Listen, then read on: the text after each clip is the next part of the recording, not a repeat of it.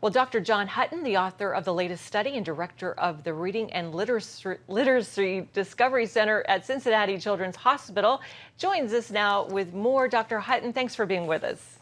It's my pleasure. Talk to us a little bit more about the negative impacts of too much screen time on children. I think that the main issue really comes down to readiness. One of the adages in pediatrics that we often use is that children are not small grown-ups, and really what they need at different ages changes with as they get older.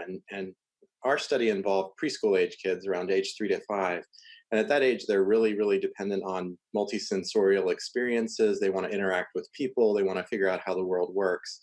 So a lot of the issues with screen time may not so much be that the screen time is directly harmful. I mean, there are certain aspects that might be, such as inappropriate content, other things like that. But it's mostly probably that it gets in the way of other experiences that are healthier for kids, like reading books and interacting with people and toys and things like that. All right, we're going to get back to that age group in a second, but why should infants under 18 months not be subject to screen time at all? Yeah, so infants are really, I mean, they're just figuring out how the world works. I mean, they really are incredibly responsive and dependent on nurturing. They want to feel loved and connected with people.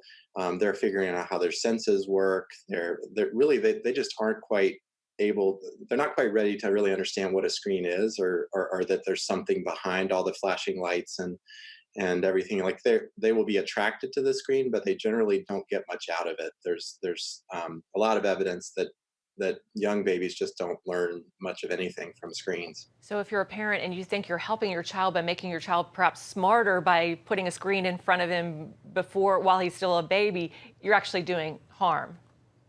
Well, potentially. I mean, we don't want parents to feel guilty or feel like they're hurting their kids. One of the issues is that there's a lot of marketing of a lot of apps and videos and other things that are marketed to make kids smarter, and they really make very unsubstantiated claims. The term learning and education is used a lot, and it's very powerful. One of the things we want to get across is that really the best teacher for a child is their parent or someone that cares about them, and really you can't replace that with any kind of device or electronics. Well, 1 hour a day for children 2 to 5, this might seem impossible for some parents who are already, well, their kids are already used to having that iPad or whatever, that video. So what is your advice to those parents to help them scale down?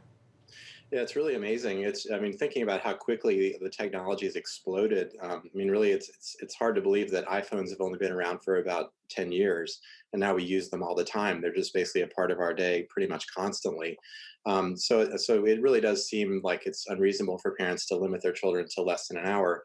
I think that if a child is going to watch something, or if the parent needs to make dinner or get some errands done or something, and the child is watching television or something, that's okay for limited amounts of time, as long as they're understanding that probably not an optimal learning situation. But then also at the same time, it's important to encourage grown-ups and kids to spend time together so they can watch a movie together. They can, play games together or whatever and talk about what they're doing. And anything that will kind of increase the amount of communication between grown-ups and kids is going to be healthier than if the child's left by themselves. Yeah, I know when you're driving, sometimes you can see, the kid in the back seat watching his video game. So perhaps he'd be screaming otherwise. So you can certainly understand why parents do it. But what other activities can young children do other than watch videos that would be healthier and even more fun, perhaps? I think it really is incredibly important for young children to learn how to use their imaginations and really to cope with being a little bit bored. That riding in the back seat of the car, being able to stare out the window and daydream and reflect, let their brain take a break. That's how it's really a very important skill for children. It's a source of peace and just feeling um, and being able to calm themselves down, and not be dependent on a device getting handed over to sort of distract them. Being able to get out a pad of paper and some crayons and draw pictures and look at books, and just really to use their imaginations and their creativity, instead of just handing over a device. It's going to be a kind of a quick fix. Yeah, I think we adults could also benefit from this as Yes, well, getting away from our devices. Well, Dr. Hutton, thank you so much for this valuable information. We appreciate it. God bless. it's my pleasure. Thanks for having me.